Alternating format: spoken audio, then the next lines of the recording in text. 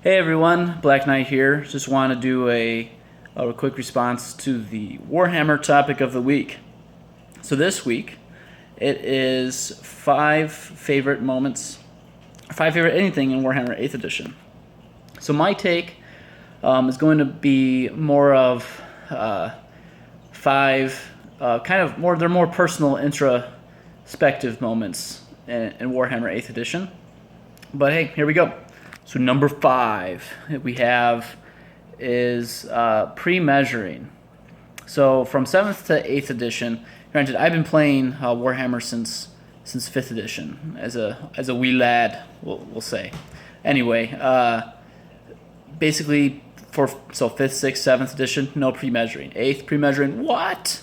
It was crazy. I really enjoyed the kind of with experience and getting crushed by the older gentlemen, getting into the hobby, learning exactly down to the quarter inch, how long a certain distance might be.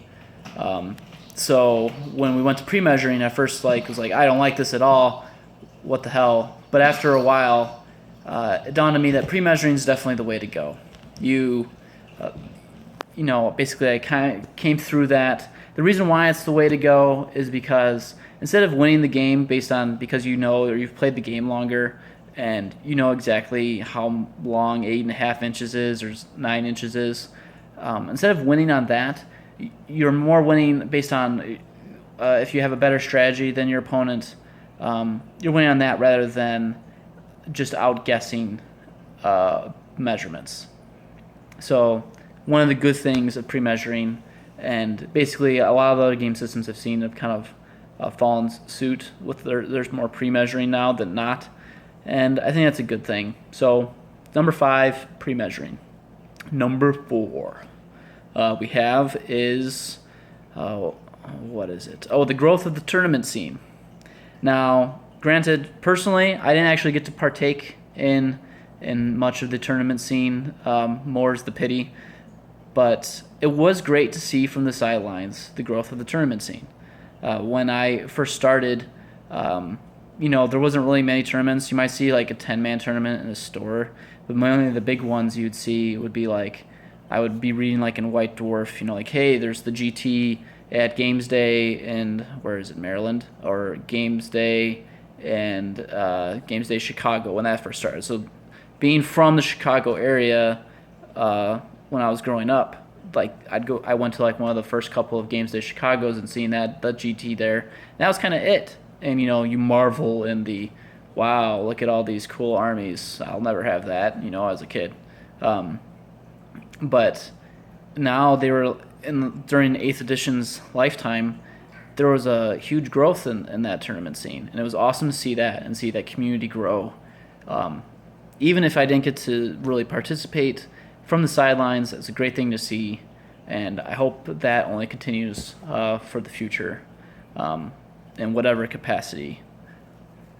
Number 3 for me was finally having a tournament-sized army of High Elves finally painted.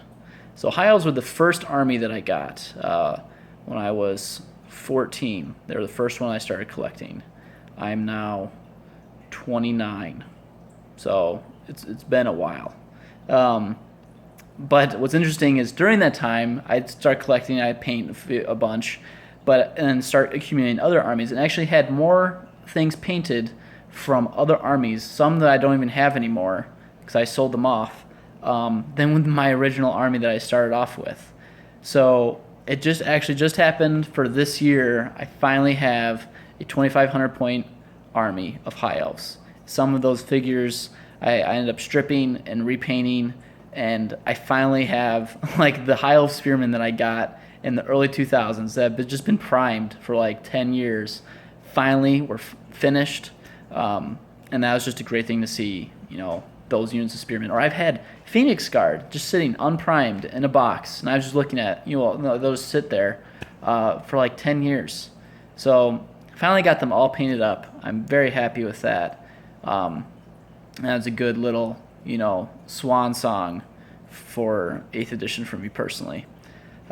Number 2 for me, again, this is more of a personal thing, is during 8th edition, kind of coming back to my roots and how I enjoy the hobby.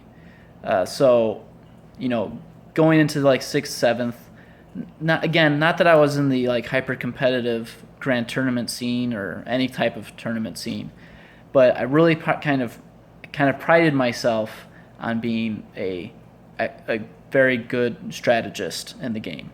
Like I would try to calculate if I could win a combat or not before I even charged in, and I would know, okay, statistically I should win this hands down, not an issue, before I even charged in.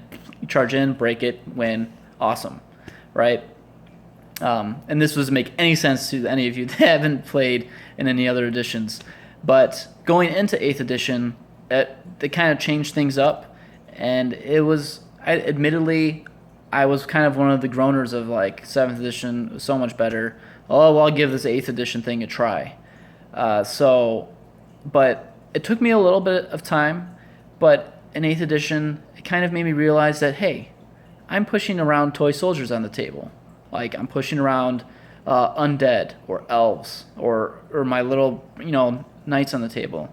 This isn't if I win this game, doesn't make me a descendant of Napoleon or that I could have led armies of antiquity. This is nothing like that. It's not that type of game. This game is about having fun with your opponent, enjoying the time painting and spending time assembling your armies, and just having a good time. And that was really good. So after I came to that realization, I've had so much more fun with 8th edition, probably than what maybe even than I've had in other editions. There's just with all some of the random things you can have with like the spells or the crazy stuff that can happen. It's just a good time. It's best. Basically, I learned not to take it too seriously, have a good time, and that's really, personally, what I think Warhammer is all about. Seeing if you can land that lucky 6 and heroic killing blow poke, steam take with your lance, or basically heroic killing blow stuff is awesome. But not like it's the best strategy to try to go in and do. So for me, going back to my roots and finding what Warhammer is all about was number 2 for me.